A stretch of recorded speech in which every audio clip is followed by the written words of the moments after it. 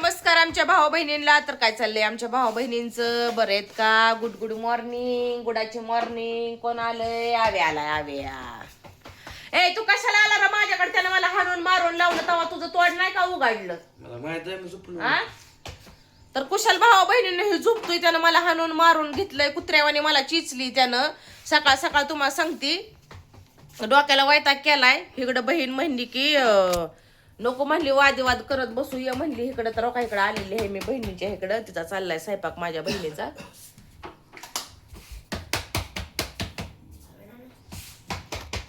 माझ्या नवऱ्याला सांगून शिकून कान फुगून रातभर तुम्हाला सांगते, रातभर नवरा बी मला भांडतोय. निहात आहे हो. काय ह्याची संबंध आहे का मला सांगा तुम्ही? ह्याचं काय खाती पिती आहे का मी? त्या राजाचं काल बी तुम्हाला सांगते अख्या बारामतीत भांडणं. गाडी सोडवाय नेलेली नव्हता.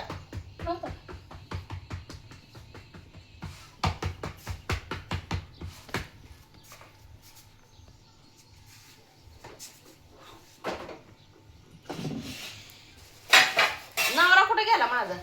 रातभर भांडतोय मला फुगून. त्यानं फुगून सांगून शिकून फार येडा केलाय.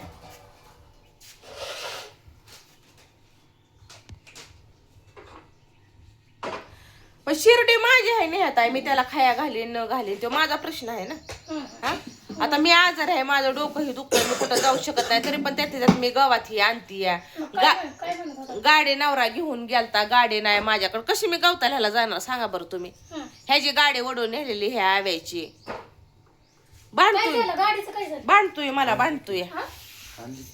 आणली की गाडी इकायची. ती कोणती? ती कोणत्या? भाऊ हाणारामुळे सगळा घोळ झालाय, सगळा धिंगाणा होऊन बसलाय.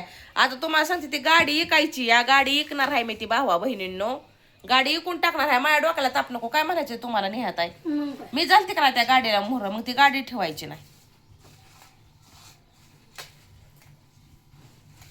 ह्याच्यात हिंमत असेल तर ह्याच्या नाव ह्याचा ही परत घेईल होय. नाहीतर अनवणी हिंडल. मग काय म्हणायचंय तुझं बघ बाई तू आता. हो मी माझंच बघणार आहे. मग काय तर मला हे तुम्हाला जीव सुखी सगळं सुखी. हा त्यामुळे आता कोणाचा विचार करायचा सोडून दिलाय मी. पण ज्या त्या पद्धतीनं ठरवायचं काय करायचं काय नाही. तर भावा बहिणींनो मोबाईल बी मी घेतलेला आहे बरं का. रात्री मी शॉर्ट व्हिडिओ टाकलेला होता. तर आता कसं आहे माहितीये का, माझं पोट पाणीच ह्याच्यावर आहे. तुम्ही असं समजा हो का, मी झाले आता 12 महिन्याची दुकान करीन. आपल्याला नाही कुठला रुपयाचा आधार.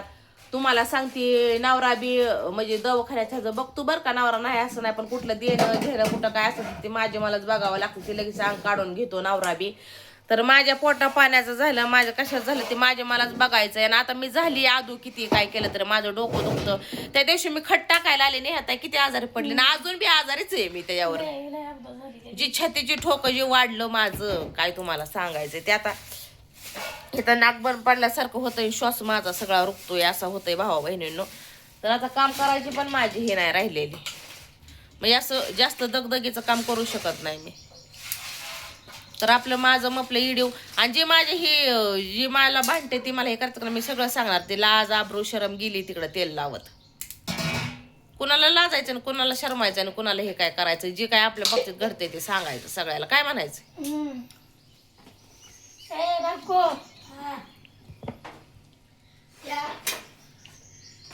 देवाच्या देवात तेल आहे का बघ बरं. डोळ्यात काय झालं काय तेल आहे का बघ. आहे ना. मला अगं ते जारच्या पाण्यानेच कणकणी चालली. अगं कधी आणलं होतं जारचं पाणी? अगं तिकडे बस खाली तरी बस. रेड्याला गेले जारचं पाणीच पिले ना मी. त्याला म्हणू काय जायचं. माझ्या डोळ्यात किती दिवसाची थकान दिसते. दिसते का नाही झोप? डोळं झाकल्यावर म्हणजे आता फरक पडला ना तुला गोळ्याचा? हो थोडा हो. बरोबर म्हणजे असं हो का, असं करायला येत नव्हतं. असं करायला येत नव्हतं. मग सांगते रुपयातलं 4 आणे का होईना पण पडलाय. म्हणजे कधी कधी होतंय पारच बंद पडतंय पण आहे आता थोडं लागलंय सुरळकाला असं म्हणायचं नाही का. पण पडावा गा आता नेहाताई जर ॲडमिट झालं तुम्हाला सांगते जर ॲडमिट जर झाली ना तर 25-30 हजार रुपयाला गाडतेले डॉक्टर. सोपं काम नाही. मग काय गेल्या बारे नाही म्हणलं तर 50,000 गाठ आलती माझी गाठा आणि हा हे दुखणं. पोरं तर निव्वळ इडीच आहे ती मोबाईलसाठी एवढा हातवून आता पाडायला लागला खाली. काय पाडले त्याला का तर ती उशी फेकून दिली.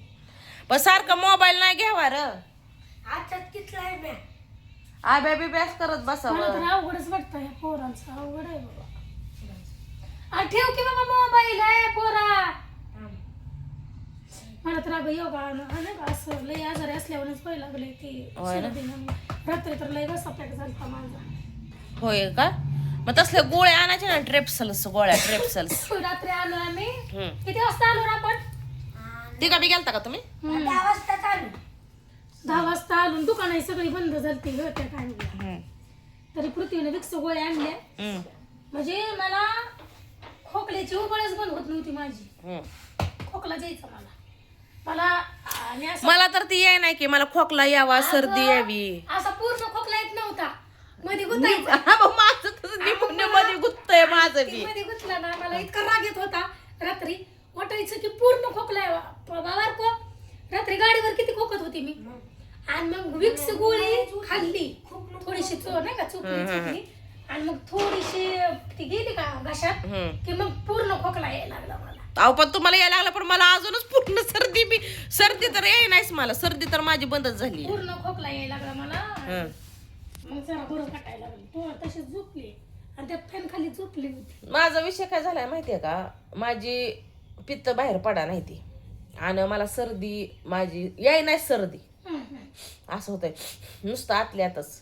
मग तिला जीव गुपाटल्यावर हा मग तसं झालंय मला. जीव गुपाटल्यावर मला हे असतं ना आल्सर असतो ना त्याचा प्रॉब्लेम हे झालाय.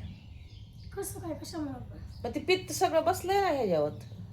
बाहेर पडा ना. आई ही होती का ना आई दवाखान्यात ही तेव्हापासून तुम्हाला सांगते रडलेलं परच्याला तोंड ही व्यवस्थित नव्हतं तिथं धुवायला भेटत. दवाखान्यात कुठलं सकाळपासून पहाटेपासून तिथं ही चालू असायच्या सिस्टरने मग तिथं थांबावं लागायचं. मग परत नाश्ता यायचा परत तिथं साफसफाई आल्यानंतर ना बाहेर हाकलायची. दवाखान्यात वेगळंच असतं बाया. दवाखान्याचा अनुभव घेतलाय बाया. परत ते झाल्या तुम्हाला सांगते इथं घरी परत म्हणजे पेशंट असल्यावर जरा वेगळंच असतं की हो आपल्याकडे लक्ष द्यायला आपल्याला ही भेटत नाही. टाइमच भेटत हा मग ते सगळ्या ह्यात आहे ना तुम्हाला सांगते ते माझं ही होऊन बसलेलं आहे मला पित्त म्हणजे असं. आणि त्यात परत लय मोठा सदमा बसला आई गेली ती तर मग हिथं सदमा बसलाय ती हिथं सदमा असं सगळ्या रिपोर्ट मध्ये निघतो या. आहे ना. ह्या बी रिपोर्ट काढल्या का आता मी 3,500 रुपये भरून सगळे काढलेत ना तिथं बी तीच निघलंय. ह्याच्यावर हे आहे ताण मेंदू डोक्यावर. आता हे 12 म्हणजे कायमच माझं दुखणंच लागलं का नाही हे माझं माझं. आणि त्याच्या गोळ्या ही नाही खावं तर मरणाच्या दारातच पुसते मी. असा विषय होतोय. आणि तुम्हाला सांगते कसा बसा नवरा आलता तर माझ्या नवऱ्याला सांगून शिकू नका ह्यानं मला माझ्या संग भांडणं करायला लावले ती. तुझा नवरा हो बघा की सांगून शिकून येडं केलंय ह्यानं. आणि सकाळपासून तुम्हाला सांगते रात्रीपासून बांधतोय आणि ह्यानं सकाळपासून माझ्या मागं धिंगाणा लावलाय उठल्यापासून. माझ्या जीवाला बरं माहिती बघा की म्हणजे काय नेमकं ते मारावं का जगावं माझे मलाच काय कळा नाही असं झाले बघा माझ. तर माझ्या बहिणीनं भावा बहिणीनं मला बोलावले सकाळ सकाळ म्हणले की नको अगं टेन्शन घेऊ ये इकडं म्हणले माझ्याकडं बसायला. आणि हो का शिरखुर्मा बी खायला बोलावलाय शिरखुर्मा. शिरखुर्मा केलाय. हो का शिरखुर्मा शिरखुर्मा केलेला आहे ते शिरखुर्मा मला खाया बोलावलाय. हे म्हणले अजिबात नको टेन्शन घेऊ.